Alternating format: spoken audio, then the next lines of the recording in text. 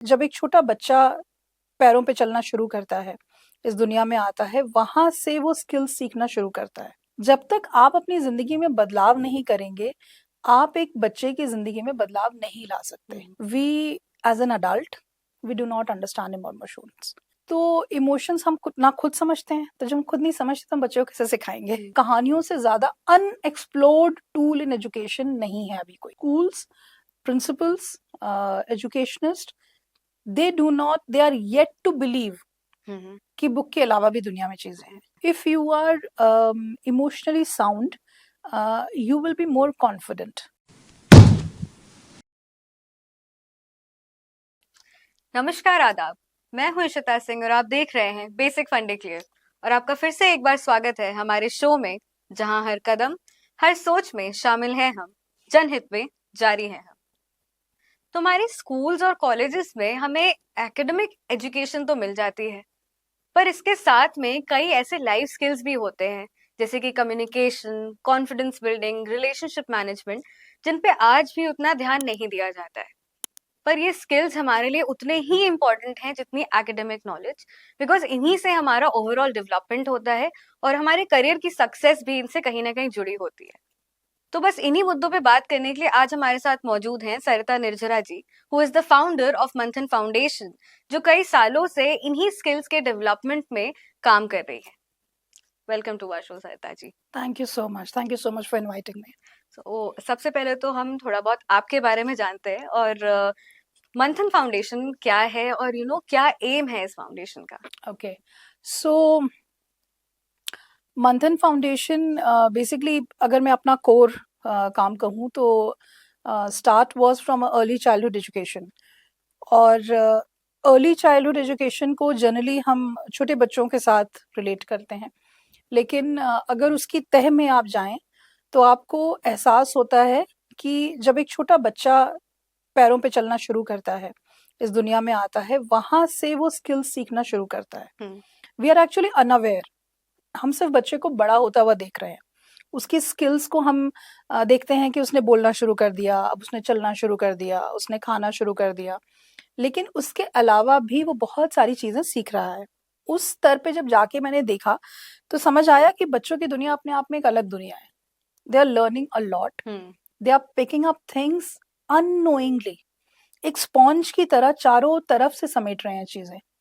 और हम जो एक कंसेप्ट हमारा होता है ना कि बच्चों को बच्चा है, उसकी बेसिक ज़रूरतें पूरी करनी है, उसके अलावा हम अपनी ज़िंदगी में बिल्कुल वैसे ही रहते हैं जैसे अमूमन हमारी ज़िंदगी चल रही है.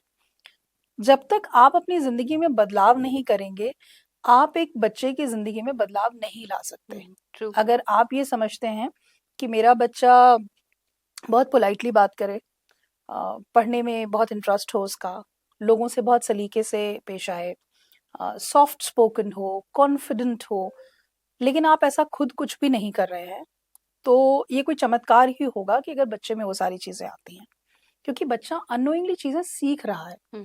आप ये सोचें कि मैं उसे बहुत अच्छे किसी स्कूल में डाल दूंगा और वहाँ वो ये सारी चीज़ें सीख जाएगा, दैट इज़ नॉट पॉसिबल. वो नहीं हो सकता. तो बच्चों की जब उस स्तर पे जब मैं गई और वहाँ जब काम देखना शुरू किया, तो वहाँ भी वही कि एक पर्टिकुलर एज में ABCD सिखाया जाएगा, उसके बाद फिर अल्फ़ाबेट होंगे, फिर नंबर्स होंगे, फिर वर्ड्स आएंगे, फिर सेंटेंसेस आएंगे, फिर बच्चे के स्पोकन पे बहुत ध्यान देना है, because people are very aware, very interested that my child is speaking in English. That is very important. मुझे लगता था कि बाकी चीज़ें क्या, बच्चा अगर रो रहा है तो क्यों रो रहा है? उसकी पेंसिल किसी ने छीन ली, ठीक है, पेंसिल छीन ली, बट वो छीन भी तो सकता था पेंसिल. अगर किसी और ने छीन ली तो खुद भी छीन सकता था, सामने वाले को धक्का भी मार सकता था. वो रो रहा है, या उसने किसी और तरीके से रिएक्ट किया, या वो किसी भी मुद्दे पर उसका जो रिएक्शन है वो रिएक्शन क्यों है, उस पर ना एकेडमिक्स में किसी का ध्यान जाता है, जो ऑब्वियसली स्कूल वाले, क्योंकि उनका एक सेट पैटर्न है, they have their own KRAs. And as a parent also we have set our own KRA. बच्चा सुबह उठना चाहिए, फ्रेश होना चाहिए, स्कूल जाना चाहिए, होमवर्क करना चाहिए, खेल के आना चाहिए, हमारी पसंद की कुछ सेट एक्टिविटीज उसे करनी चाहिए जो जिसकी पसंद हो पेरेंट्स की. तो वो सब कर करा के हमने एक अपना दायरा सीमित कर लिया। तो वो सारी चीज़ें कुछ सालों के बाद देखने में मुझे समझ में आया कि यहाँ there is a major gap, and the gap was of emotional understanding. We as an adult, we do not understand emotions. हमें खुद भी अपने इमोशंस के बारे में नहीं पता है। हम अगर नाराज़ हो रहे हैं, तो सिर्फ़ उस चीज़ पे नाराज़ हो रहे हैं। कई बार आपने देखा होगा कि हो सकता है किसी छोटी चीज़ पे आपने बहुत ओवर रिएक्ट किया हो, और जब आप 4 दिन बाद सोचेंगी तो यू विल अंडरस्टैंड कि वो ओवर रिएक्शन उस चीज़ का नहीं था। वो शायद उसके 4 दिन पहले कुछ हुआ होगा, महीने भर पहले कुछ हुआ होगा, जो सप्रेस्ड रह गया और जो हम एक्सप्लोर नहीं कर पाए। तो इमोशंस हम खुद समझते हैं, तो जब हम खुद नहीं समझते तो हम बच्चों को कैसे सिखाएंगे? Very true. So that major gap was bothering me कि यहाँ पर हम एक मेजर लैकिंग है। And then as I started exploring more, I could understand कि हमारी पूरे जिंदगी में हम जो कुछ पढ़ते हैं उसका मात्र 15 से 20% हमारी सक्सेस में काम आता है। Rest 80 to 85% are the skills which are not being taught. True. मतलब हमें ना एक बड़ी सी दुनिया में अनस्किल्ड छोड़ा जाता है, और हम ये सारे स्किल्स खुद हाथ पैर मार के सीखते हैं। How to talk to people, how to communicate, how to be confident, how to understand emotions, how to bear loss. ये सारी चीजें हम खुद से सीखते हैं। तभी तो एक उम्र तक आते आते थकान होने लग जाती है, क्योंकि हम कंटिन्यूअस सीख रहे होते हैं, हम सीख के नहीं आते। हमने सिर्फ पढ़ना सीखा होता है, और दैट गैप आस्क्ड मी कि यार इसमें कुछ करना चाहिए। एंड दैट्स हाउ मंथन फाउंडेशन का नाम आया। हालांकि नाम तो पहले प्रोजेक्ट्स का आया, उसके बाद फिर जब आप शुरुआत करते हैं तो बहुत बेसिक शुरुआत करते हैं, जो चीज़ आपको बॉदर करती है आप वहाँ से शुरू कर देते हैं, फिर धीरे धीरे एक पूरा शेप बनता है। तो चूंकि लिखने का शौक है, साहित्य, हिंदी साहित्य में लिखती हूँ मैं, तो वो भी एक हिस्सा था कि लोग अपनी बातें कह पाएं, एक्सप्रेस कर पाएं। तो वहाँ से आर्ट एंड लिटरेचर पे काम शुरू हुआ। और जो बच्चों की जो की दुनिया में जो गैप नज़र आता था हम बड़ों से बच्चों के बीच का, उस गैप ने हमारे एजुकेशन के कुछ प्रोजेक्ट्स को शेप किया। एंड दैट्स हाउ मंथन foundation came into existence. Now it's been almost more than 5 to 6 years that we have been very rigorously working in this sector now. Okay, so आपने अभी education field की भी बात की कि उसमें भी आप लोगों ने एक्सप्लोर किया है। सो आप हमें थोड़ा उस बारे में बताएंगे, because as far as I know जो आपने एजुकेशन के फील्ड में आप काम कर रहे हो, but it's not the traditional bookish education that we get in schools. Yes. It's a little different. So आप थोड़ा बहुत हमें उसके बारे में बताइए प्लीज।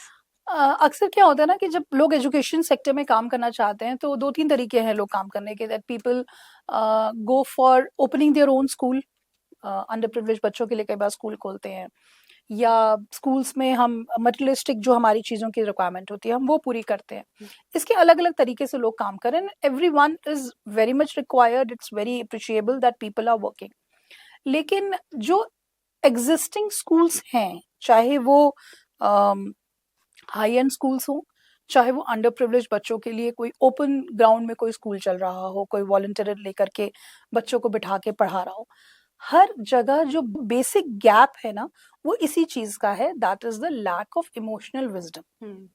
बिकॉज जब आप किताब लेते हो तो आपका एक सेट करिकुलम हो गया, ठीक है। हमें फला एज तक बच्चे को मल्टीप्लिकेशन आ जानी चाहिए, फला एज तक उसको मैथ्स के ये कंसेप्ट आ जाने चाहिए, साइंस के ये कंसेप्ट आ जाने चाहिए, उसे लैंग्वेज की इतनी नॉलेज होनी चाहिए, क्योंकि उसके बाद उसको 10th के बोर्ड्स देने हैं। हालांकि अभी चीजें थोड़ी बहुत बदल रही हैं, बट स्टिल अगर 10th नहीं है तो 12th के बोर्ड्स देने हैं। मतलब certain examination has to be given, and I am not against that, that has to be there, because there is a system, the system needs to work. हम ऐसे सिस्टम से बाहर जाके सब कुछ हेवायर चल रहा है ऐसा नहीं हो सकता। लेकिन या तो हम सिस्टम में को इतनी स्पेसिंग दें कि वहां पे वो फ्लरिश कर सके नई चीजें, या फिर आउटसाइड सपोर्ट हमें देना पड़ेगा। तो obviously I am not into the system, I am not the policy maker कि मैं वहां जाकर के चीजें करूं। तो मैं जो कर सकती थी, मुझे लगा कि आउटसाइड सपोर्ट हम कर सकते हैं। So we designed a project name आओ कहानी बांटे। सो चूंकि साहित्य से हूँ, और हम जब कहानी जो बचपन में पढ़ते हैं ना, जैसे हम सबने प्रेमचंद की ईदगाह पढ़ी है, उस वक्त पढ़ी थी सबने, और मुझे याद है जब मैंने पढ़ी थी तो मेरा सारा ध्यान उन खिलौनों पे था जो सबने अलग अलग खरीदा था। किसी ने भिश्ती खरीदा था, किसी ने कुछ खरीदा था। जब मैं उम्र के जब इस पड़ाव पे जब आकर के मैंने पढ़ा, तो my heart was going out for the child who was not having enough money. हम वो चीज़ उस वक़्त नहीं समझ पा रहे थे। उस वक़्त मेरा सारा ध्यान छनती हुई जलेबियों पे था, मेले के जो पूरा उन्होंने लिखा हुआ है, एक चित्र पूरा खींचा है प्रेमचंद जी ने, सारा ध्यान उस पे था। लेकिन अब जब पढ़ रही थी तो देन आई वाज़ रियलाइज़िंग दैट वो बच्चा कितना कॉन्फिडेंस अपना उसने होल्ड करके रखा हुआ, क्योंकि उसके पास गिने हुए पैसे थे और वो उन पैसों की कमी से अपने आप को कमतर नहीं आंक रहा था। How strong that child was, and how mature, because वो हाउ मैच्योर उस द एज चाइल्ड पे भी वाज। उसने अपनी ग्रैंडमदर, आई थिंक, उनके बारे में सोचा। Exactly exactly. तो आप सोचो कि उसका इमोशनल कंटेंट कितना हाई है, वो उसका ईक्यू इतना हाई है, कितना केयरिंग है और कितना कॉन्फिडेंट है कि वो उन सब के बीच में उसको कहीं भी अपने आप की कमतरी का एहसास नहीं हुआ। तो now I am reading it like that. तो कहानी एक ही होती है, लेकिन उम्र के हिसाब से आप उसे अलग तरीके से समझते हैं, नजरिया बदल जाता है, नजरिया वो आई थिंक बदलता वो है। एक्सपीरियंस से आता है। एग्जैक्टली। सो मुझे लगता है कि कहानियों से ज्यादा स्ट्रॉन्ग कोई टूल नहीं है, और कहानियों से ज्यादा अनएक्सप्लोर्ड टूल इन एजुकेशन नहीं है अभी कोई। तो हमने कहानियों को लिया and we created a whole story bank. So my co-founder, who is in Manthan Foundation, Basab, he's a storyteller. He's based in Delhi. तो हम लोगों ने मिलके पूरी एक स्टोरी बैंक हमने तैयार किया, और उन कहानियों के जरिए हम छोटी छोटी चीज़ों पे हमने बात की, जैसे बॉडी शेमिंग, एम्पैथी, शेयरिंग। क्योंकि आप ना बच्चों को ऐसे नहीं कर सकते कि आपने कहानी पढ़ाई, बताई और उसके बाद में आपने उनको मॉरल ऑफ द स्टोरी बताया। We all want entertainment. हम जब फिल्म देखने जाते हैं तो डायरेक्टर बाद में आकर के हमसे नहीं पूछता okay now the moral of the film was, true, no one asked ना। No one asked that. We create our own morals. देखिए कि हमें इस फिल्म में मुझे मजा नहीं आया, इस फिल्म में मुझे ये देखने को मिला यार, इस फिल्म में मुझे ये नजरिया बहुत अच्छा लगा। They give us entertainment, we take it out what we learn, what we liked, what we disliked. So similarly जब आप बच्चे को कहानी सुना रहे हो ना, तो आप उसे मॉरल्स मत दो, वो भी एंटरटेनमेंट के लिए सुन रहा है। आप उसका एंटरटेनमेंट करो, बीच में उससे पूछो कि अच्छा अगर आप यहाँ पे हो तो क्या करते। मैं तो डर जाता, ये बच्चा नहीं डरा, मैं तो डर जाता। नाउ लेट द चाइल्ड से, और उसके बाद वो अपनी बहुत सारी दुनिया, उनकी जो अपनी दुनिया की जो इमेजिनेशन है ना, वो उसको लेकर आते हैं कि ऐसा मैं करता तो मैं ये करता, और मेरे पापा तो ये कर देते, या मैं तो बहुत स्ट्रांग हूँ, नहीं मैं तो भाग जाता, या मैं इसको ऐसे बोलता। You know, that's how they start interacting with you through stories. Okay, so छोटे बच्चों के लिए हमने आओ कहानी बांटे, we started and right from 4 to 5 years of age से लेकर के we take it till almost 11-12 years तक के बच्चों के साथ में हम ये प्रोजेक्ट लेके चलते हैं, आओ कहानी बांटे। We take up lot of different stories. हमने पंचतंत्र, जातक, इनकी कहानियां भी ली हैं, हमने कुछ खुद कहानियां बनाई भी हैं जो हमारे हिसाब से हैं, बिकॉज आई फील कि आज की प्रॉब्लम्स अलग हैं, लाइक फूड वेस्टेज, बच्चे खाना छोड़ देते हैं। तो हमने एक रॉन एंड टोमेटो एक स्टोरी बनाई, where the child grows the food and then the tomato grows। तो मम्मी बोलती है इसका सैलेड बनाएंगे, तो नहीं was like ऐसे कैसे बना दूं सैलेड, इसका कितना टाइम लगा इसे ग्रो करने में। आप हमें एक्चुअली ये स्टोरी आप हमें बता सकते हैं please? It sounds very interesting. Okay, so बहुत छोटी सी कहानी है।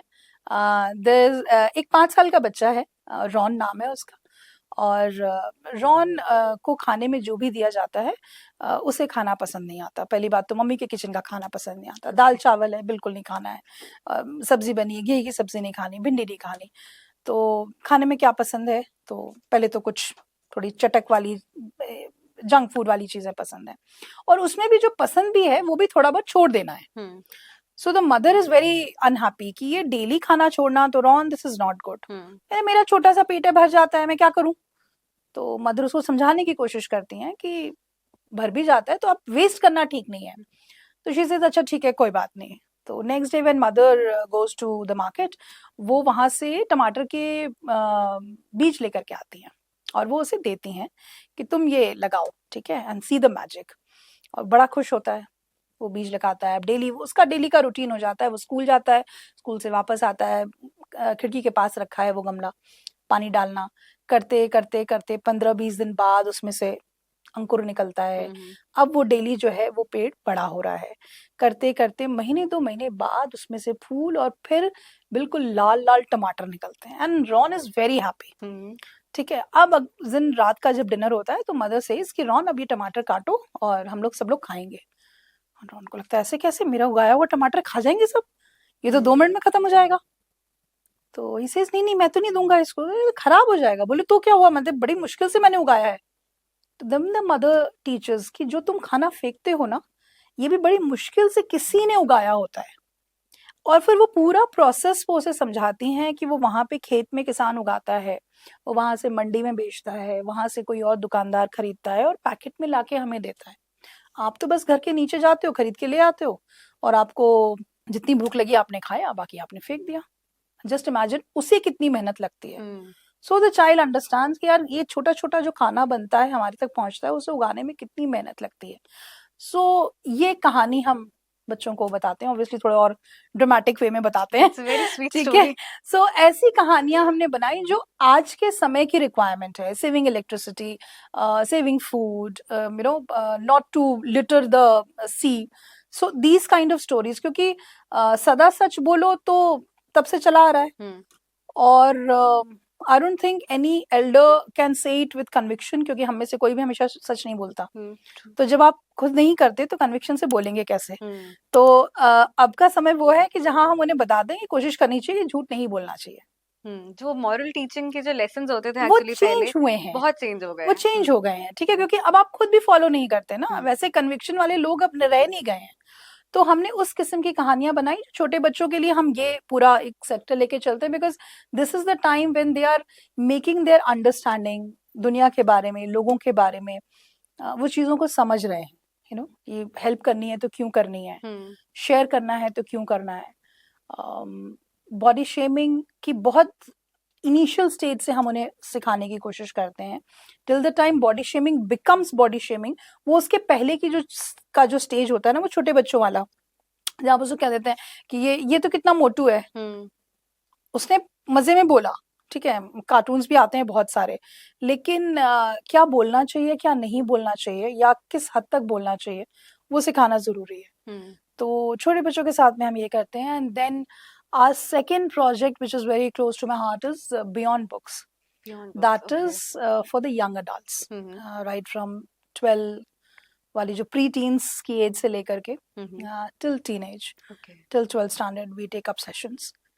And हम उसमें time management, goal setting, consent, how to deal when a girlfriend or a boyfriend refuses your proposal, हमने इस पे भी बातचीत की है। Rejection, it's a huge blow on someone's ego, but yeah, dealing with it is the difficult dealing part. with it is difficult. और confidence, कैसे आप फ्रेंड से बात करो, कैसे आप बड़ों से बात करो, and nuances of soft skills, हमने उन सारी चीज़ों के ऊपर, इसके ऊपर सेशंस बनाए हैं, और बड़े इंटरेस्टिंग सेशंस होते हैं। स्टार्टिंग जब होता है तो बच्चे, ये वाली जो एज होती है ना, ये बड़ी मजेदार होती है, क्योंकि दे आर नॉट दोज कि वो डिम्योर होके आपकी बात सुन लेंगे, दे पोज अ चैलेंज, क्योंकि ये उम्र होती है ना जहाँ पे उन्हें बहुत सी चीजें पता चल चुकी होती हैं, तो दे फील स्टिल एक्सप्लोरिंग, पता चल रही है, पता चल चुकी है। एंड आसपास से भी आपने जैसे स्टार्टिंग इससे कही थी ना कि जो भी एक the child, it's like a sponge, तो वो अलग अलग जगहों से अपनी इंफॉर्मेशन ले रहा है। तो यहाँ इस एज, तो I think this is the most, इसको कहते हैं ना, जो कुम्हार जैसे घड़े को मोल्ड करता है, that's the most mouldable age, जहाँ पे आपकी लाइफ बन सकती है और बिगड़ भी सकती है। बिल्कुल। तो ये वाली एज से इंटरेक्ट करने में बड़ा मजा आता है, बिकॉज हम उन्हें जितनी चीजें बताते हैं ना, उतनी चीजें मैं सामने से सीख कर आती हूँ। मुझे लगता है कि जब भी मैं इस एज ग्रुप के साथ इंटरेक्ट करती हूँ, तो मैं उन्हें जो बताती हूँ, सिखाना वर्ड मैं कम इस्तेमाल करती हूँ, मैं उन्हें जो बताती हूँ, मैं उससे ज्यादा उनसे सीख कर आती हूँ, क्योंकि it's a two way communication. And जो मैं उनसे लेकर आती हूँ ना, वो मेरे आगे के सेशंस में मुझे काम आता है कि अच्छा, बच्चे अब ये भी सीखने लगे हैं, उनके ये क्वेश्चंस भी होने लगे हैं, उन्हें ये भी चीजें पता हैं, because very frankly this generation is very intelligent, they are very intelligent. उनके साथ पेस रखने के लिए you have to be very swift, very up to date. ठीक है, तो ये जो एक प्रोजेक्ट है बियॉन्ड बुक्स, लेकिन ये बहुत ज़रूरी प्रोजेक्ट है, क्योंकि मैंने इसमें जैसे गवर्नमेंट स्कूल्स के साथ भी हम जाके इंटरेक्ट करते हैं, and with all due respect, बहुत से गवर्नमेंट स्कूल्स बहुत अच्छे हैं, teachers are paying much attention, लेकिन जो एक पूरा सिस्टम, मैंने बताया ना, एक सिस्टम का काम करने का तरीका है, तो टीचर्स के ऊपर बहुत प्रेशर रहता है। वो अपने दायरे से निकल के काम करना उनके लिए आसान भी नहीं है। हम सिर्फ एक ब्लेम गेम में नहीं चल सकते कि वो नहीं करते। We need to understand that they are bound by so many reports and paper work and extra work, कि वो कई बार चाह करके भी ना उस तरह की बातें नहीं कर पाते। लेकिन जब मैं उन बच्चों से बात करती हूँ and I interact with them with questions like अच्छा इसके बाद क्या करना है, और अगर मुझे वहाँ ये पता चलता है कि अभी बच्चा क्लूलेस है by the time the child is in 11th or 12th, and if the child is clueless about what the child will do after 12th standard or 11th standard, तो इसका मतलब कहीं ना कहीं something is lacking। क्योंकि आप ये देखिए कि 11th से लेकर के 17-18 साल की उम्र से लेकर के 25-26 साल तक की उम्र जो है वो आपकी सबसे ज्यादा प्रोडक्टिव उम्र होती है, वेरी क्रूशियल, वेरी क्रूशियल। अगर यहाँ पर एक बच्चे के जहन में क्लैरिटी है कि उसे क्या करना है और वो उस तरफ अपना एफर्ट डालेगा, वो डेफिनेटली सक्सेसफुल होगा। ठीक है, लेकिन यहाँ पर अगर हम एक ऐसी पूरी क्लास और सेक्शन को लेके चल रहे हैं जिसे पता ही नहीं है कि उसे आगे करना क्या है, why, because they couldn't get the exposure earlier, तो वहां पर मुझे लगता है आउटसाइड सपोर्ट बहुत जरूरी है। And that's why we are trying from the coming sessions, we will be trying to reach out more students from 9 to 12th to give them a bit of idea about what careers you can pursue. I'm in talks with few career counselors as well कि आप हमारे साथ आइए और आके sessions लीजिए। यहाँ पे कई चैलेंजेस भी आते होंगे, बिकॉज व्हाट हैपेंस इज कि आज भी most of the families they believe कि ट्रेडिशनल एजुकेशन ही जरूरी है, vocational studies, vocational skills, soft skills पे उतना फोकस स्कूल्स में अगर होता भी है तो फैमिलीज में कई बार नहीं मिलता है।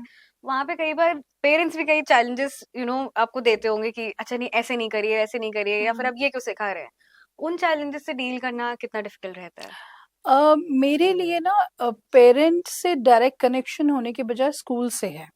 अभी हमारा तो पहला चैलेंज जो आता है वो ये आता है कि schools, principals, educationist, they are yet to believe कि बुक के अलावा भी दुनिया में चीजें हैं, किताबों के अलावा भी दुनिया में नॉलेज है जो कि उन्हें बिना किताब के देनी है। दे माइट आस्क यू कि ये कहाँ से आया। अब आप ये बताएं कि अगर मैं किसी बच्चे को स्टीव जॉब्स का जो एक बहुत फेमस उनका हार्वर्ड में उनकी स्पीच थी, उस स्पीच को रेफरेंस दे के अगर मैं उसके साथ सेशन लेके उससे बातें करती हूँ, तो वो किसी किताब में नहीं मिलेगा। वो मैं हो सकता है स्टीव जॉब्स का उठाऊं, फिर मैं किसी और का कोई एग्जाम्पल उठाऊं, हो सकता है उसी में मैं रतन टाटा जी का कोई एग्जाम्पल उठाऊं, उसी में हो सकता है किसी आसपास के हमारे जो लोग हैं उनमें से किसी का एग्जाम्पल उठाऊं और फिर उस बच्चे से बात करूं या उस पूरे सेशन में बात करूं। अब आप कहें कि ये चैप्टर कहाँ है, तो ये चैप्टर नहीं है, ये चैप्टर तो मेरे जहन में है कि चलते चलते कि आज मैं इन बच्चों से बात कर रही हूँ, मैं इनसे किन लोगों के बारे में बात कर सकती हूँ, कौन से एग्जाम्पल्स दे सकती हूँ। And it's a learning process for me as well, because for us when we are making questions, हमारे लिए भी हम किस स्तर पे हम उतरते हैं। मैं आपको एक छोटा सा एग्जांपल देती हूँ। अभी रिसेंटली मैंने एक सेशन लिया और 12वीं के बच्चे, गवर्नमेंट स्कूल के बच्चे थे, करीब 80 के राउंड, बॉयज, ऑल बॉयज। तो वहां पर हम 2 सेशंस लेने गए थे, एक गोल मैनेजमेंट की, गोल सेटिंग की आप क्या करेंगे 12वीं के बाद में, और दूसरा वो जेंडर सेंसिटाइजेशन। नाउ जब गोल सेटिंग की हमने बात की और मैंने उनसे पूछा कि आप क्या करने वाले हैं, बिलीव मी 80 में से हार्डली 12 या 15 बच्चे थे जिनके दिमाग में कोई नाम था या कोई स्ट्रीम था। That was a shocking thing for me कि ये 80 बच्चे, मुझे ये था कि अगर हम एवरेज आउट करें इस तरह के जो स्कूल हैं, इसके 80 बच्चे जब हम एक साथ लेके आएंगे एक शहर के, लखनऊ के, और उसके बाद फिर बाकी डिस्ट्रिक्ट के, और फिर यूपी के, और फिर पूरे हिंदुस्तान के, तो कितने बच्चे हो गए जो क्लूलेस हैं, डायरेक्शनलेस हैं इस उम्र के। 18 19 20 साल के बच्चे, वो जनरेशन जिसपे कि हिंदुस्तान बोस्ट करता है कि we are the the youngest nation. Youngest nation, true. हम उस तो यंगेस्ट नेशन अगर क्लूलेस और डायरेक्शनलेस होगा तो आपके यंगेस्ट नेशन होने का जो समय है वो तो व्यर्थ चला जाएगा। आप बहुत जल्द आप उस समय पे चले आएंगे जहां पे कि बुजुर्गों वाली पॉपुलेशन हो जाएगी, जैसे जापान में हो चुकी है। बिल्कुल। तो जब आपका जो वो यंग वाली जनरेशन वो डायरेक्शनलेस है तो उसका कोई फायदा नहीं होगा आपके नेशन को। एंड चलो ये तो एक बात हुई। फिर उनसे मैंने उनको बताने शुरू की कि अच्छा ठीक है, जो साइंस के ये स्ट्रीम्स होते हैं, ये कॉलेजेस हैं, ये स्ट्रीम्स हैं, यहाँ यहाँ पे आप चीज़ें कर सकते हो। दे आस्क्ड मी कि मैम आप एक सेशन, मैंने दिवाली के बाद शायद आई will be taking another session with them. उस दौरान में मैं उनको इंटीरियर डेकोरेशन के बारे में, आर्किटेक्चर एंड इंटीरियर डेकोरेशन बता रही थी।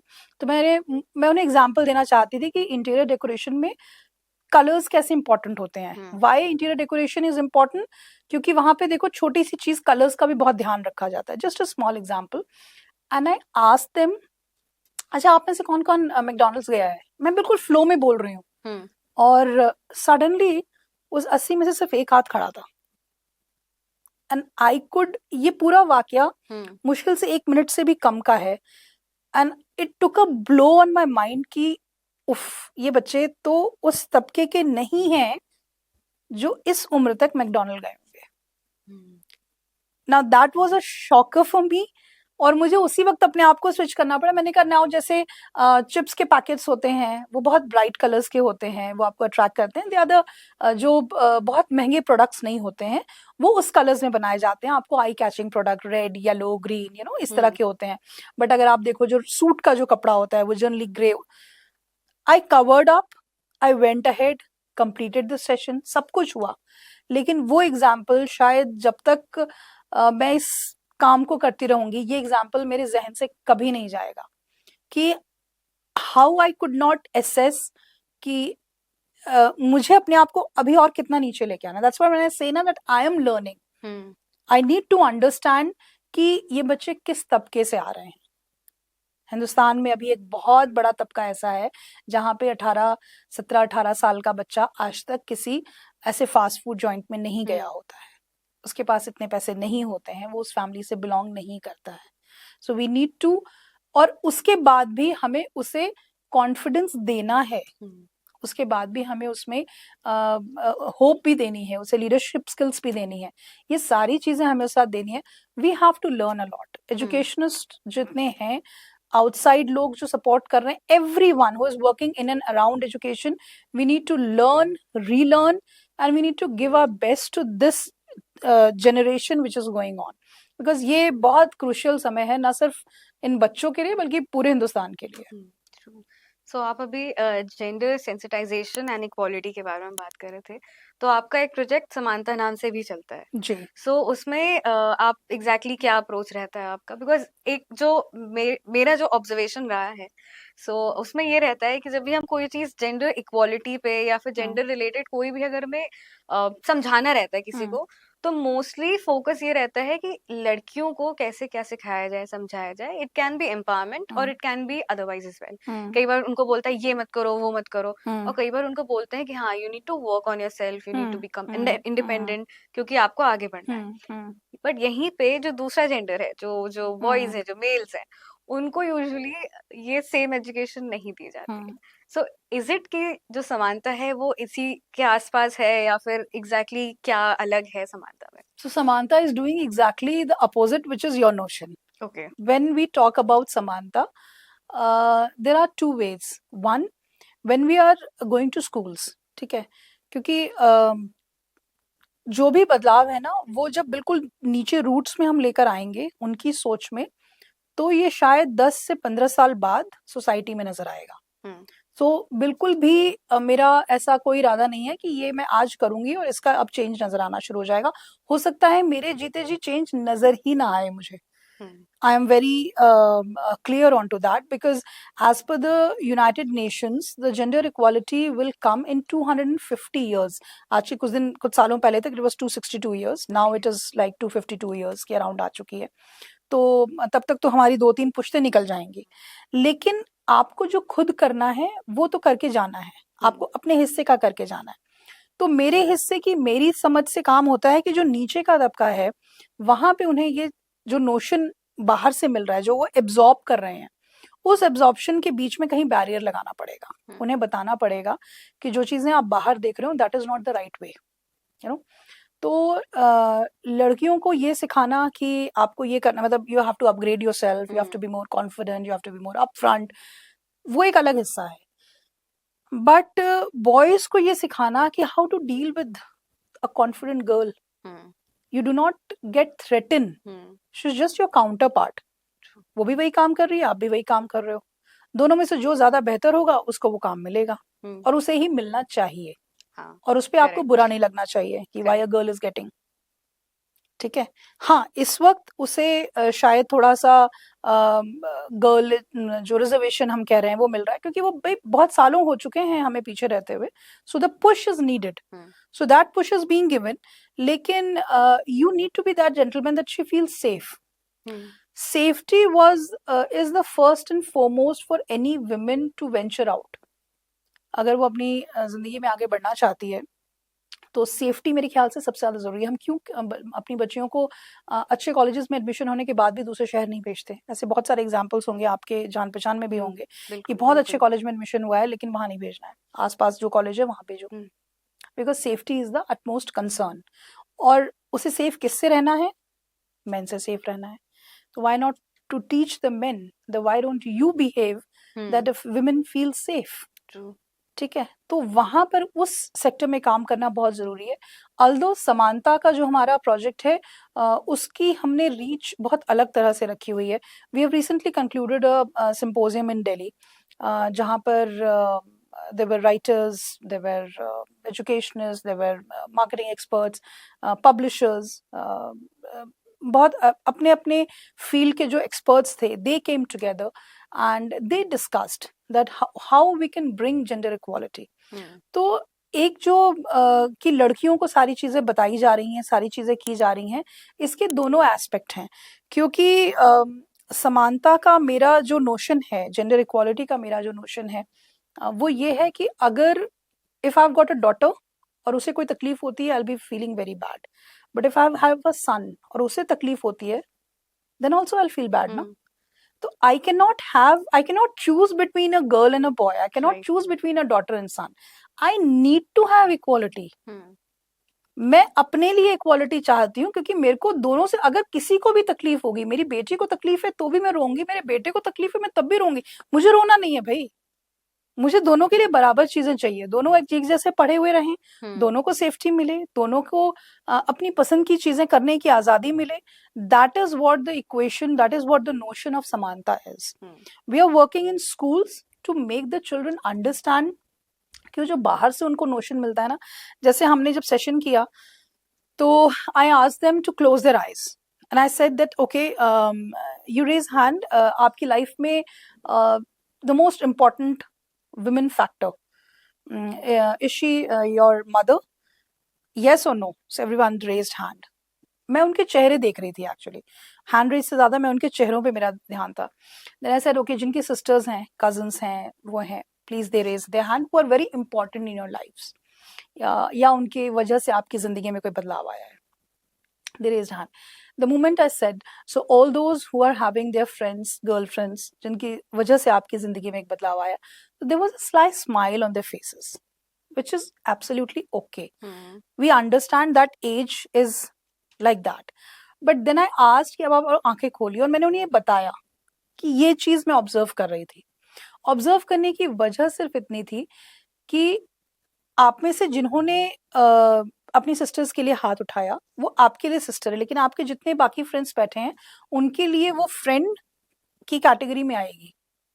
सो if you can not make your friend safe, you understand that your sister is not safe, क्योंकि वो आपके साथ काम नहीं करेगी, वो इन्हीं में से किसी के साथ काम कर रही होगी, वो भी किसी की फ्रेंड होगी, वो भी किसी की फ्रेंड होगी। So if you have that sly smile on the name of girlfriend और friend, a girl being a friend, तो ऐसी ही स्माइल आपकी सिस्टर या आपकी मदर के लिए भी होगी किसी की। Now that notion, understand, it was a very small exercise. I said अब इस एक्सरसाइज को अपने जहन में रखना और इसको सोचना because you need to make the environment safe for your sister. You're not making for anybody else, for your females of your own home, क्योंकि वो किसी और के साथ काम कर रही होंगी, आपके ऑफिस में काम नहीं कर रहे हो. So if you all make the environment safe, everyone will be feeling safe. So ये बहुत इनिशियल प्रोजेक्ट है, और अभी स्कूल्स को ये समझाना कि इसकी ज़रूरत है, ये भी हमारे लिए बहुत बड़ा चैलेंज है. where principals and the seniors of the school, they understand कि कहानी सुना के क्या होगा. आप एक कहानी सुनाएंगे या आप एक वर्कशॉप करेंगे, उससे क्या होगा, लेकिन रेगुलरिटी जब होती है, that's why we ask them कि आप हमें हर महीने एक दिन दे दीजिए, आप कोई एक सैटरडे हमें दे दीजिए, मॉर्निंग का 1 घंटा हमें दे दीजिए. You do so many things just for a pilot project. Give us that time, so few cater to us.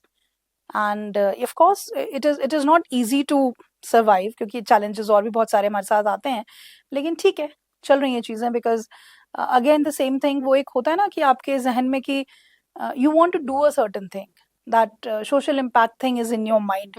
वो कीड़ा होता है जहन में. तो I guess that is what making us work. Okay, that's wonderful actually. ये काफी अच्छा इनिशिएटिव है, बिकॉज जैसे हम बात कर रहे थे ना कि बुकिश नॉलेज तो मिल जाती है, बट ये सारी चीजें जल्दी नहीं सिखाते. एंड आई थिंक धीरे धीरे थोड़ा चेंज आ रहा है स्कूल्स में. जैसे आप भी वर्कशॉप्स होल्ड करते हो, और भी लोग करते होंगे. Absolutely. But again I think इसका एक बहुत बड़ा रिस्पॉन्सिबिलिटी स्टूडेंट्स पे भी आता है कि वो उसको किस तरह से परसीव कर रहे हैं. राइट. बिकॉज समटाइम्स क्योंकि वो एज ही ऐसी होती है कि आप कभी कभी तो समझ जाते हो कि हाँ ठीक है, कभी कभी you get offended by it. तो क्या ऐसे भी सिचुएशंस या इंसिडेंसेस हुए हैं? ऑफ कोर्स, क्योंकि देखो जो ये एज होती है ना, ये आई नो इट ऑल वाली होती है. हाँ. क्योंकि यहाँ तक उनको ना चीजें पता चल चुकी होती हैं, और उन्हें लगता है कि हमें बहुत कुछ पता है, क्योंकि हम तब तक रियलिटी, हम वो पूरा सर्कल पूरा कंप्लीट करके वापस रियलिटी पे आ चुके होते हैं कि बेटा ऐसा नहीं होता, please understand. And then they say कि मतलब ये वाली एज मुझे बड़ी मजेदार लगती है, बिकॉज इतनी एनर्जी इनके पास होती है ना, इनके पूरे जहन में क्लियर होता है कि अगर मैं जोर से पत्थर उछाल दूं ना तो मैं आसमान में छेद कर सकता हूँ. ठीक है, हमें पता होता है कि छेद नहीं होगा. तो लेकिन इन्हें, इनकी जो जील है, उस जील को कंट्रोल्ड वे में आगे लेके जाना, ये अपने एडल्ट्स के लिए भी एक चैलेंज होता है, because they actually pose challenge to you. क्या कर लेंगे आप? हम तो ऐसे ही करते हैं. नहीं सर ऐसे नहीं होता, ऐसे ही होता है. मैम अगर ये हुआ तो, अगर ऐसा हो गया तो, वो जो तो वाले सवाल होते हैं ना, वो कई बार आपको अनॉय भी कर सकते हैं. वहां पर as a mentor, as a coach, as a teacher, as an adult, you have to keep your patience. ठीक है. और ये समझना पड़ेगा कि जब हम उस उम्र में थे तो हम भी शायद वो चैलेंजेस पोज करते थे. और अगेन ये रेगुलरिटी होना बहुत जरूरी है. That's why this thing can not work only if we are dealing with children. This is a three-way, it's a triangle kind of thing. The teachers need to be educated that book के अलावा आप 5 minute का time निकालिए. Just take out 5 minutes to talk in general. क्या हुआ, कैसे हुआ, आज मैंने ये न्यूज़ पढ़ी, क्या आपने पढ़ा. Sensitize them. Anything about society में जो चीजें हो रही हैं, क्लास में जो चीजें हो रही हैं, आपने कोई थॉट पढ़ा उसके ऊपर, but talk to them. Talking is a very very important tool. So the teachers have to be there, students से बात करनी पड़ेगी, and the parents, very important aspect. The parent is the key. क्योंकि हम जैसे लोग हैं जो जाएंगे, हम शायद हफ्ते में एक बार जा करके आए, 15 दिन, महीने में हम एक बार जाएं, 2 घंटे 3 घंटे की वर्कशॉप लें, इफेक्टिव लें, बच्चे के ऊपर असर होगा. क्योंकि obviously when they meet new person talking about new things, they definitely understand. लेकिन अगर उसी चीज को पेरेंट्स भी रेजोनेट करें तो वो उनसे और इलैबोरेट बातचीत करेगा. टीचर्स से भी एक लिमिट तक करेगा. लेकिन अगर suppose if we talk about managing failures, I always say कि अपनी फेलियर्स जरूर शेयर कीजिए. हम फेलियर्स नहीं शेयर करते, हम हमेशा लार्जर देन लाइफ बताते हैं. हम तो इतने पानी में स्कूल जाते थे हमारे जमाने में, है ना. हमारे जमाने में तो ये होता था, फिर भी हमने ये कर डाला. जो नहीं किया वो बताओ ना. जो कर डाला वो तो बच्चा भी देखता है. बिलीव मी पेरेंट्स, बच्चे सब देखते हैं, and they are very appreciative. कि यार मे बी उस वक्त ना बोल पाए, क्योंकि अगेन वही इमोशंस को कॉम्प्रिहेंड नहीं कर पाते, ट्रू। ठीक है, तो वो एक्सप्रेस नहीं कर पाते, लेकिन एट अ सर्टेन एज आते हैं तो उनको समझ में आता है that how your mother and father are putting effort, वो कर रहे हैं। लेकिन आप अपना फेलियर बताओ ना, कि मैं जब था उस टाइम पे मेरे मैथ्स में मार्क्स कम आते थे या साइंस में कम आते थे, क्यों आते थे? पढ़ता नहीं था। क्यों नहीं पढ़ता था? डर लगता था। एक्सप्लेन इट टू देम कि this is the reason I want कि तेरे अंदर डर ना आए, ठीक है, let's figure it out together, giving the liberty कि हो सकता है फिर भी उसके अंदर डर आए, हो सकता है फिर भी वो साइंस ना पढ़े, वो लिबर्टी देते हुए share them that yes, a boy teased me when I was 14, someone teased me, and how I dealt with, or I liked a girl who I could never muster up a courage to say anything, or I said but I got rejected. Tell them the basic failures, very small जो जिंदगी में आम तौर पे हमें मिलता है। Kitchen में ब्लंडर किया है वो भी बताओ ना, कि किया था यार, ऐसा ऐसा हो गया था, पूरा किचन खराब था, बड़ी डांट पड़ी थी तुम्हारी नानी से या दादी से या what ever. Share them those failures, it is very important. तो पेरेंट्स जब पेरेंट्स बात करते हैं ना, तो बच्चा बहुत इलेबोरेट बात करता है, और उसका वो जो कंसेप्ट है ना, वो बिल्कुल क्लियर हो जाता है। हम तो छोटा छोटा बता के आते हैं ना, वो पूरी पजल पीस को जोड़ना जो है वो फिर टीचर्स और पेरेंट्स के ऊपर बात चली आती है। So it's a very exhaustive work, it's a mindset change of the society which will come very slowly, but then again people like us in different areas are working, and I guess thoda badlav to hai, definitely I'll say। अच्छा, एक चीज जो initial level पे होती है जब बच्चा school जाना शुरू करता है, हम्म कि इससे पहले एक बहुत ही कंस्ट्रेन्ड एनवायरनमेंट में है, आप अपने फैमिली के साथ में हो हम्म या विद योर पेरेंट्स, तो आप उनसे जो बात कर रहे हो, उनसे जो सीख रहे हो, आपके दिमाग में वो चीजें रहती हैं। But when once you step out of your house, आप स्कूल जा रहे हो, आप बाकी बच्चों से मिल रहे हो जो डिफरेंट बैकग्राउंड से आ रहे हैं, हम्म और वो डिफरेंट बैकग्राउंड उनके साथ रहते हैं, हमेशा रहेंगे कहीं ना कहीं। सो यहाँ पे कई बार पेरेंट्स डर जाते हैं या फिर परेशान हो जाते हैं कि अच्छा, अभी तो मेरे बच्चे बड़े अच्छे से गया था, बहुत अच्छे से पोलाइटली बात कर रहा था, बट एक दिन स्कूल से आके द चाइल्ड स्टार्टेड अब्यूजिंग, या कुछ उल्टा सीधा बोल दिया, या फिर the child start throwing a tantrum. ऐसे सिचुएशंस में parents they get worried very easily. तो क्या ऐसे इंसिडेंसेस से भी आपने डील किया है स्कूल्स में? पेरेंट्स का ये क्वेरी बहुत ज़्यादा होता है कि मैं आप एक सिंपल बात मैं उन्हें जो बताती हूँ, कि जैसे आपने घर में एयर प्योरीफायर लगा लिया, आपके पूरे घर की उस कमरे की एयर जो है वो बिल्कुल हेल्दी है, और आप रहते दिल्ली एनसीआर में हैं, आप कब तक बच्चे को घर के अंदर रखेंगे? आपको उसे बाहर निकालना पड़ेगा। तो इट्स बेटर कि आप उसे थोड़ा थोड़ा बालकनी में निकालें, जिससे कि कल को जब वो ड्राइव पे जाए तो आते ही उसे अस्थमा का अटैक ना पड़े, ठीक है। So you need to realise that all sort of people are there in the world, they always were there, they always will be। बच्चों के साथ वो हमेशा रहेंगे।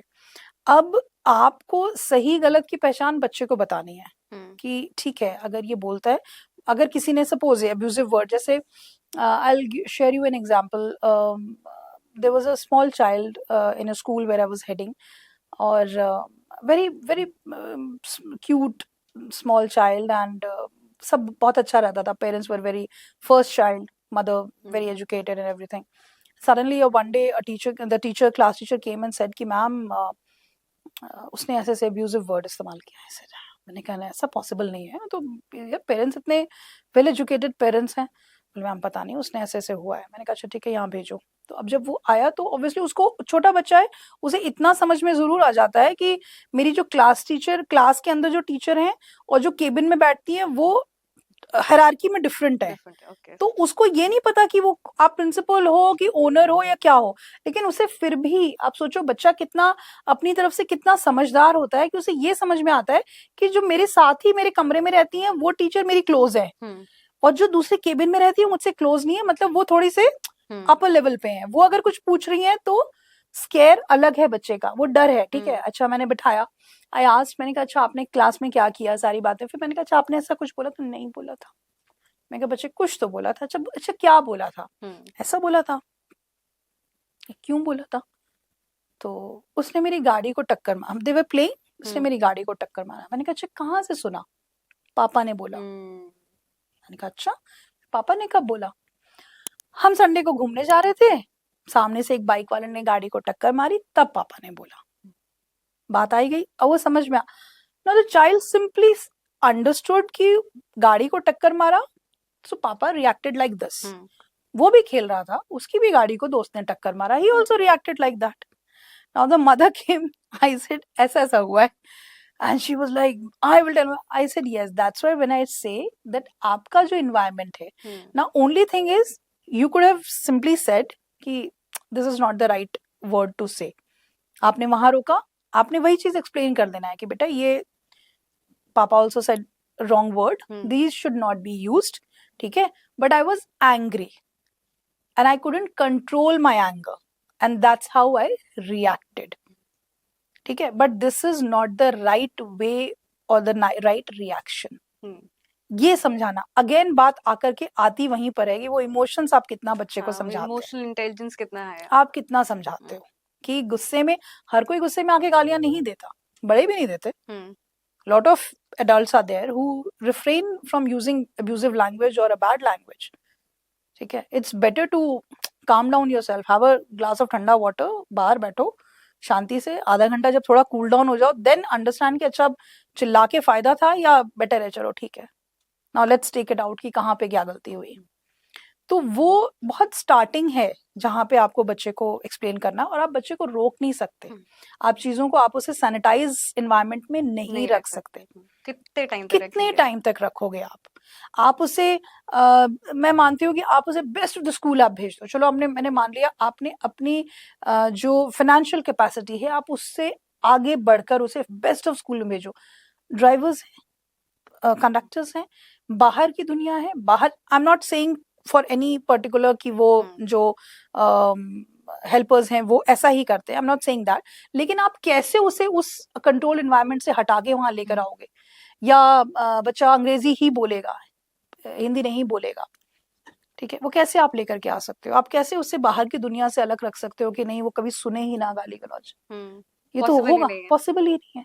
हाँ, वो यूज ना करे, वो क्या करोगे आप, that time there you need to talk, you need to tell the child that this is not right, but people use it because they are not able to control their anger. We need to learn how to control our anger. I think yahi pe emotional intelligence comes into it's a very initial stage, it's a very initial stage when a child throws a toy, तो हमारा ध्यान जाता है that बच्चे ने खिलौना फेंका, क्यों फेंका, क्या हो गया, चल नहीं रहा था, चल नहीं रहा था मतलब अब वो बच्चा कॉम्प्रिहेंड नहीं कर पाता कि चल नहीं रहा था, तो मुझे गुस्सा आ रहा था कि क्यों नहीं चल रहा है, मैंने उठा के फेंक दिया। यू नीड टू टेल कि बेटा नहीं चल रहा था, बैठो यहाँ पे, come to mama, come to papa, we will fix it out, चलो लेट्स सी क्या दिक्कत है। It takes lot of patience. Also the way you react to your child's actions, वो वही चीज पिक करेगा, राइट। अगर आपको भी उसने देखा, जैसे वो आपने बताया जो इंसिडेंट बताया कि उस बच्चे ने अपने फादर को अब्यूजिव वर्ड यूज करते हुए देखा, सुना, तो उसने वो यूज किया वहां। राइट। सिचुएशन बहुत डिफरेंट थी, लेकिन उसने वो कैच किया, ही ग्रैब्ड इट एंड ठीक है, ये एक एसोसिएशन हो गया वहां पे कि गुस्सा आया। आप अगर आपने गाहे बगाहे कभी गुस्से में आकर के आपने कोई चीज फेंकी है, चाहे ऑफिस के गुस्से में आकर के आप परेशान हैं, फ्रस्ट्रेटेड हैं, we totally understand, but you have thrown your phone, you have thrown the glass और एनीथिंग, बच्चा उस वक्त नहीं करेगा और आपने बोला नहीं गलत हो गया, नहीं करना चाहिए था, वो 10 दिन बाद हो सकता है वो करे। This is how I learn, express कैसे करूं गुस्सा, मुझे भी हो रहा है, अब क्या हो रहा है वो एक्सप्रेस नहीं कर पाएगा, वर्ड शायद उसे समझ में ना आए, लेकिन एक्शन जरूर समझ में आएगा और वो उसको रिपीट करेगा। So emotional intelligence, because that's why I started in initial conversation, I said that we as an adult, we are not able to understand and comprehend our emotions. बहुत बहुत बहुत कम लोग हैं जो अपने इमोशंस को पूरी तरह कंट्रोल, मतलब इमोशन को पूरी तरह कंट्रोल कर पाना तो संत वाले पथ पे चलने वाली बातें हैं, लेकिन फिर भी एक लेवल तक, you know, to at least अगर if you're feeling the feel of anger, and I always say anger is not wrong, हमने गुस्से को एक डीमन बना के रखा है, गुस्सा गलत नहीं है, every change comes out of anger. दुनिया का हर बदलाव गुस्से से शुरू हुआ है। किसी को गुस्सा आया कि यहाँ पे गंदगी क्यों पड़ी है, तो उसने वो जगह, वो नदी, वो बीच, वो मोहल्ला साफ करना शुरू कर दिया। गुस्सा आया तभी किया, शौक में नहीं किया उसने, उसे गुस्सा आया कि क्यों नहीं हो रहा है यार, why should I face this dirty thing, He started it cleaning. The change came out of anger, but then the reaction. So reaction is the major concern. आप रिएक्शन में चीजें फेंक रहे हो या आप रिएक्शन में शांत होकर बैठ करके उसका सोल्यूशन ढूंढ रहे हो. That is important to be learned and then further taught. Okay, so अगर इस चीज को, इस पूरे कन्वर्सेशन को अगर हम एक सिरे पे बांधे अगर, सो जो कम्युनिकेशन स्किल्स हैं या जो सॉफ्ट स्किल्स हैं, उनका कितना इम्पैक्ट है हमारे इमोशनल इंटेलिजेंस पे या इमोशनल क्वोशंट पे, जिसको ईक्यू कहते हैं? बहुत बड़ा इम्पैक्ट है, या इनफैक्ट मैं कहूंगी कि it's a vice versa kind of thing. Okay, if you are emotionally sound, you will be more confident, because आपको चीजें पता है कि आप कॉम्प्रिहेंड कर पा रहे हो. जैसे अगर सामने वाला भी अगर आपसे बहुत गुस्से में बात कर रहा है और आप इमोशनली वाइज हैं, तो आप उसे थोड़ा सा वक्त देंगे to cool down, and you will try to understand why the other person is feeling angry. आप ऑफिस में काम करते हैं, यहाँ आपका एक ऑर्गेनाइजेशन है, आप आते हैं, किसी दिन आप आए और आते ही आपने किसी को हेलो बोला, सामने वाले ने बहुत कर्ट रिप्लाई दिया, what is so good about this morning. ठीक है, बोल करके वो चला गया. नहीं, फिर ये क्या तरीका है यार, बड़े अजीब तरीके से बात. और अब आपने उसको आप लेके बैठ गए. अब यहाँ पर अगर आप इमोशनली वाइज हैं, you will just take out. ठीक है, दोपहर हुई, शाम तक जब थोड़ा काम थोड़ा सा लाइटन अप हुआ, 4 o'clock, यू जस्ट से चल let's have a cup of T. क्या हुआ था मॉर्निंग में, all okay? It might happen that the person starts crying और ही स्टार्ट्स सेइंग कि यार ऐसा ऐसा हो गया, आज सुबह का दिन मेरा बहुत खराब था. और यू विल से कि कल से तो मैंने गुड मॉर्निंग ही नहीं बोलना. फिर ट्रेंड, अजीब इंसान है यार. यहाँ पे एक छोटी सी बात आई और अगर आपने उस तरह से रिएक्ट किया कि कल से मैं उसे गुड मॉर्निंग नहीं विश करूंगा, धीरे धीरे धीरे करके आपके पूरे ऑफिस का माहौल जो है वो एक बहुत अजीब नेगेटिविटी से बढ़ जाएगा. And the people will say कि यार पता नहीं क्या हो गया आजकल, समथिंग इज रॉन्ग. और something is wrong happened only with a simple good morning wish. और वहीं पे अगर आपने ये समझ लिया होता कि शायद कुछ गड़बड़ होगी, ऐसा होता तो नहीं है, और आपने थोड़ा सा टाइम निकाल के पूछ लिया. ये भी हो सकता है कि आपने पूछा, उस दिन उसने रिप्लाई नहीं किया, 4 दिन बाद किया, लेकिन आप उसे वो समय दे रहे हो. That will only happen when the person is understanding कि इमोशंस के ऊपर people take time to comprehend. Everyone is not able to say their emotions very easily. You have to give them time. और अगर आपने वो कर लिया तो 4 दिन बाद दैट फेलो विल से यार she is such a supportive person. Seriously यार, आई मीन अगर किसी को अपनी बात शेयर करनी हो ना, just go and talk to her. So your people management skills go a notch up. So emotional intelligence and soft skills are definitely very very collaborative in the nature. दोनों का एक साथ होना और दोनों का एक साथ फ्लरिश होना एक दूसरे के ऊपर डिपेंड करता है. इंटरडिपेंडेंसी रहती है. Absolutely, absolutely. So one last question. तो हम स्किल्स के बारे में बात कर रहे थे. तो पहले क्या होता था कि जब गुरुकुल हुआ करते थे, जो गुरु शिष्य परंपरा उस टाइम पे थी, it was very different from how the thing is, the scenario is now. उस टाइम पे लोग अपने गुरु के साथ रहते थे, गुरुकुल में जाते थे. वहां पे वो सिर्फ एकेडमिक नॉलेज ही उन्हें नहीं मिलती थी, साथ में उनको स्किल डेवलपमेंट की भी चीजें होती थी. यस. वो चीज आज देखने को नहीं मिलती है. सो उस चेंज के बारे में, शिफ्ट के बारे में, what would you like to say? And you know, अगर उस चीज को हम वापस लाना चाहे, वो पूरी तरह से तो नहीं आ सकती, but in any way possible अगर हम उस चीज को वापस लाना चाहें, अपने एक्टिविटीज में इंस्टिल करना चाहे, अपने लाइफस्टाइल में, तो वो कैसे कर सकते हैं?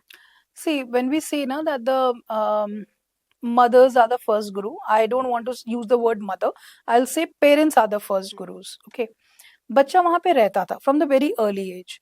बच्चा जब सुबह उठता था, गुरु उससे पहले उठ चुके होते थे. ठीक है. सो गुरु चाहे वो उनकी खड़ाओं की आवाज से बच्चा उठता था, चाहे वो बोलते रहे हो मंत्र, जो भी करते रहे हो, लेकिन गुरु उससे पहले उठ चुका होता था. सो अब वो वाला या तो आप बच्चे को हॉस्टल में डाल दीजिए. So although I'm not a very strong supportive of advocate for putting children in hostel, I feel कि a very beautiful healthy atmosphere of a home is the best place where a child can flourish. ठीक है. हाँ, वहाँ पे the parent need to convert, they have to change their roles. Parents का role आज के time पे बहुत ज़्यादा बदल गया है। हम्म हमारे टाइम पे ना जब हम व्हेन वी वर यंग तो सोसाइटी बहुत अलग थी। हम्म हम social media was not there, the peer pressure was not there, the safety concerns were not there. हम्म लेकिन आज के समय पे बहुत सारी चीजें बदल गई हैं। पेरेंट्स को भी बहुत एक्सपोजर मिल चुका है और बच्चों को भी बहुत ज्यादा एक्सपोजर मिल चुका है। यहाँ पे अगर पेरेंट और चाइल्ड की बॉन्डिंग बहुत स्ट्रांग है तो वो चीज कहीं ना कहीं आप फिलअप कर सकते हो। एक सिंपल सी चीज जैसे if a parent has a habit of getting up early in the morning, reading a newspaper और गोइंग फॉर अ वॉक, ठीक है, making up their bed, the parent gets up in the morning and make up their bed, the 7 healthiest habits, आप बहुत सारे आप वो देखोगे, आप रील्स देखोगे, हम्म कंटेंट देखोगे, तो हेल्दीएस्ट हैबिट में making up bed is something which is taken up कि आपने सोना शुरू किया, शाम को रात को सुबह उठे, आपने अपना बेड बना करके कंप्लीट किया, द साइकिल इज कंप्लीट। एक सिंपल सी एक्टिविटी है। If the parent is doing, the child will definitely see, the hmm child will imbibe it. ठीक है। true. So the parents role is becoming very very clear because we can not, जैसे आपने बोला, we can not go back to gurukul. हम्म नहीं हो सकता। उसका एक वही तरीका है कि आप हॉस्टल्स में डाल सकते हैं बच्चों को, जहाँ पे एक पूरा एक रूटीन चलता है। There the child will definitely learn lot of skills, but how much the EQ factor in terms of relationships will be there, that is still something very controversy, at least hmm in my knowledge, जो मेरी अपनी सोच है। लेकिन अगर हम घर पे रहते हैं तो हम ये सारी चीजें करवा सकते हैं। We do not need to have a robotic kind of कि बिल्कुल ऐसा ही होना है। हम्म वो लिबर्टी दीजिए, लेकिन बच्चे के अंदर जो इम्बाइब कराना है ना, वो आपके अंदर खुद होना बहुत जरूरी है। You can not expect a child, कई बार पेरेंट्स आते हैं, दे से कि बच्चा मेरा बिल्कुल नहीं बोलता, ठीक है, या टीचर सेज कि मैम ये बिल्कुल रिस्पॉन्ड नहीं करता। सो आई ऑलवेज टेल देम कि पहला आप पूछो पेरेंट्स से, हु इज द इंट्रोवर्ट, हम्म दोनों में से इंट्रोवर्ट कौन है। Believe me, 90% of times one of the parent is an introvert, जो बोलते हैं कि नहीं ये बहुत कम बोलती हैं, या हस्बैंड बहुत कम बोलते हैं मेरे। And then we tell them कि आप इस उम्र में आके ये समझ गए कि अब मुझे ऑफिस में बोलना पड़ेगा, अगर नहीं बोलूंगा तो मेरा काम नहीं होगा। लेकिन बच्चा अभी ये नहीं समझा है कि क्लास में बोलना जरूरी जरूर है। जिस दिन बच्चा ये समझ जाएगा, वो उस दिन उसका इंट्रोवर्ट नेचर पीछे रख के काम की जगह पे बोलना शुरू कर देगा। हम्म But that is his basic nature. Do not try to make an introvert child into a stage expert hmm or a extrovert. उसके लिए दूसरे काम हैं दुनिया में, जहाँ वो कर भी सकता है, सीख भी सकता है और सक्सेसफुल भी हो सकता है। Very true You very do true not need to have all the skills in one child. हम्म ये नोशन हमें हटाना है कि स्किल, सारी स्किल्स आती हैं, नहीं आती। जो उसकी स्किल्स हैं उसे डेवलप कीजिए। हम्म सारी स्किल्स उठा के उस बच्चे में मत डालने की कोशिश कीजिए, वो मुश्किल होगी। one size doesn't fit all. Exactly. Okay. So it was wonderful talking to you, Sarita ji, and thank you. काफी सारी चीजें एक डिफरेंट पर्सपेक्टिव से पता चली। एंड एकेडमिक नॉलेज तो हम सबको मिलती है, बट क्या इम्पोर्टेंस है इमोशनल नॉलेज की, एक सॉफ्ट स्किल्स की, एक स्किल डेवलपमेंट की, आई थिंक वो हम सबको समझना चाहिए। आई होप आपको भी ये चीज समझ में आ गई होगी कि सिर्फ बुकिश नॉलेज और academic knowledge is not enough.